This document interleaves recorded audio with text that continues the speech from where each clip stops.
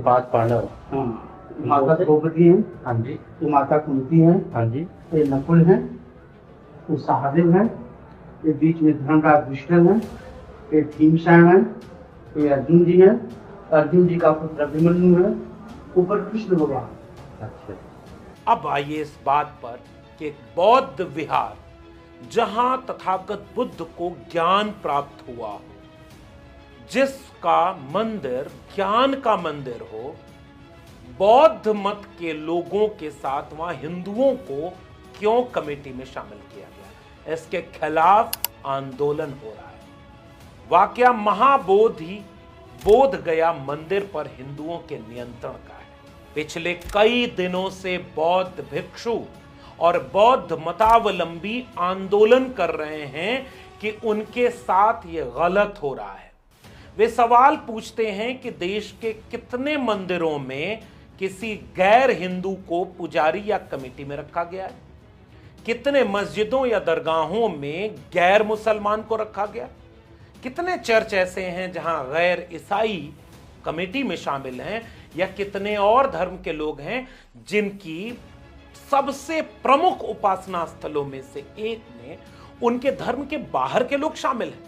फिर बोध गया के महाबोधि मंदिर में गैर बौद्ध क्यों शामिल है, और देश को इस पर सोचना होगा।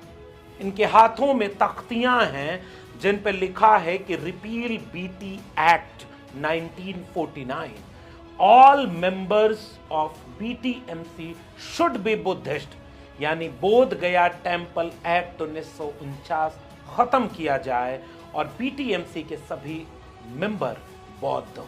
कभी पुलिस उठा ले जा रही है तो कभी बात नहीं की जा रही।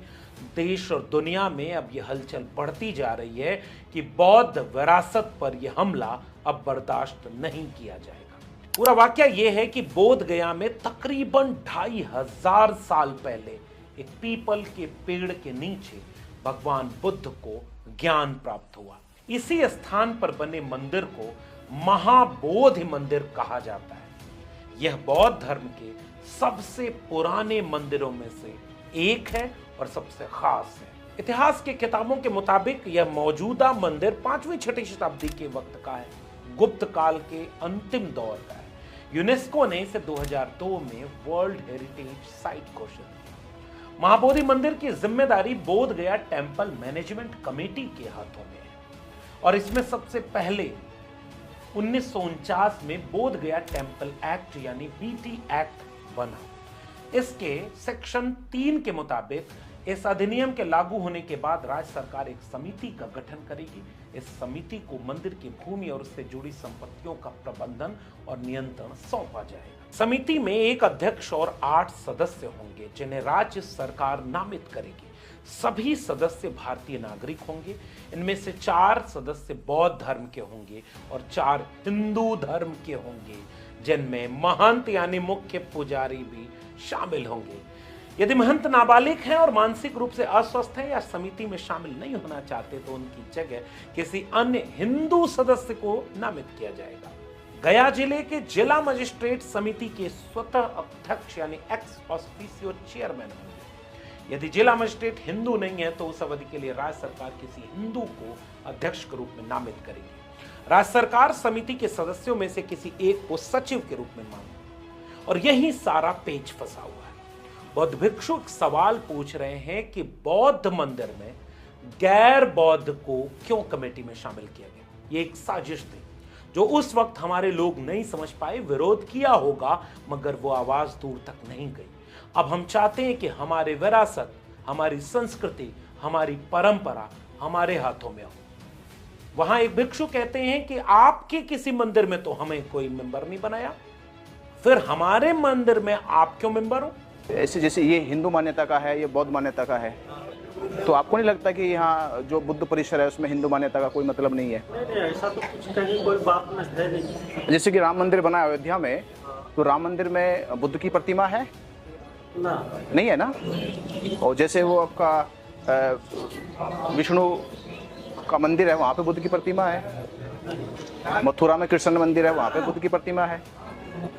तो जब ऐसा नहीं है भाई, मस्जिदों में तो शिवलिंग नहीं है, चर्च में शिवलिंग नहीं है। ये सब डिबेट की बात है। नहीं फिर भी हम ये आप फिर भी पूजा कर सकते हैं। फिर भी हम आपसे एक निवेदन ये करेंगे, हमारा कोई तर्क करने का कोई। चलिए बहुत अच्छी बात है सर, समझ गए, बहुत अच्छी बात है, बहुत बहुत धन्यवाद आपका। और लोगों का यह आरोप है कि वहां जहां बौद्ध विरासत थी, आसपास ऐसी तमाम इमारतें खड़ी कर दी गई पिछले 100 सालों के भीतर, जो मंदिर हैं, और कहानियां ऐसी बनाई जाती हैं कि ये प्राचीन मंदिर है, और बौद्ध विरासतों पर एक एक करके ऐसे सांस्कृतिक हमला बढ़ता जा रहा है। बौद्ध आज इस बात से आक्रोशित हैं और वो अपने आंदोलन को तेज कर रहे हैं। वो सवाल पूछ रहे हैं कि ये लोग हमारे मंदिर के चंदे को, हमारे नियंत्रण को, हमारी संचालन कमेटी को अपने हित के मुताबिक क्यों ले रहे हैं। इन्हें तत्काल इस एक्ट में सुधार करना चाहिए, ये बदलाव होना चाहिए। क्या ये गलत है? क्या हिंदू धर्म के भीतर या बौद्ध को मानते हो? और अगर बौद्ध को मानते हो तो बाबा साहब डॉक्टर भीमराव अंबेडकर ने 1956 में जब बौद्ध धर्म को स्वीकार किया तो उनका विरोध क्यों हुआ? क्यों विरोध किया था आरएसएस ने? क्यों विरोध किया था तमाम संगठनों ने जो आज सबको हिंदू बनाते हैं? जानते हैं वो हिंदू क्यों बनाते हैं? कि दलित, पिछड़े, आदिवासी हिंदू बन जाएं, हिंदू के नाम पर गोलबंद हो जाएं और मुट्ठी भर सवर्ण हिंदुओं का वर्चस्व कायम रहे, लेकिन वोट उनको सबका मिल जाए। इसीलिए देविका पटेल कथा नहीं कह सकती, लेकिन हिंदू रहेंगी। आदिवासियों के बीच जाकर यही लोग आदिवासी संस्कृति पर हमला कर रहे हैं और आदिवासी इसका विरोध कर रहे हैं, और जब चुनाव आता है तो वो उन्हें भी हिंदू बना लेते हैं। सवाल इस बात का है कि यह सब कुछ क्यों हो रहा? क्या आपने किसी हिंदू संगठन को जाति के खत्म करने के आंदोलन का समर्थन करते देखा है? क्या आपने किसी हिंदूवादी संगठन को बाबा साहब अंबेडकर को अपना नायक मानते देखा है, जिन्होंने इस देश को एक खूबसूरत संविधान दिया जिससे देश चल रहा है? क्या आपने कभी संविधान सम्मत ये बात देखी है कि ये राष्ट्र किसी धर्म से नहीं चलेगा, संविधान से चलेगा? मगर खुलेआम हिंदू कहने वाले इसे हिंदू राष्ट्र बनाना चाहते हैं और बौद्ध मंदिर में घुसे हुए हैं। क्या ये उचित है? क्या इसका पूरे देश में मुखर विरोध होना चाहिए?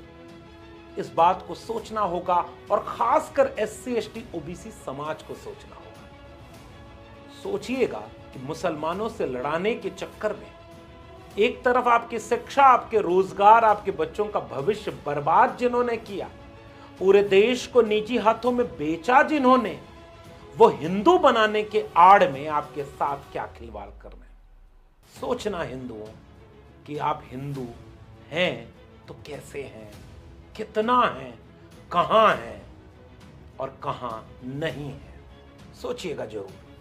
अगर ये बातचीत सही और जरूरी लगे तो इसे उन लोगों तक पहुंचाइए जो शायद तथ्य तर्क के बिना अंधभक्ति में चलते हैं। और ये बातचीत अगर पसंद आए तो इसे शेयर जरूर करिएगा। फिर मिलेंगे किसी और जरूरी सवाल के साथ। तब तक चैनल से जुड़े रहिए, बेल आइकॉन दबाइए ताकि अगली वीडियो आप तक पहुंच जाए। और अगर आप ये बातचीत फेसबुक या ट्विटर यानी X पर देख रहे हैं तो फॉलो करना मत भूलिए। फिर मिलेंगे, तब तक के लिए बहुत बहुत धन्यवाद।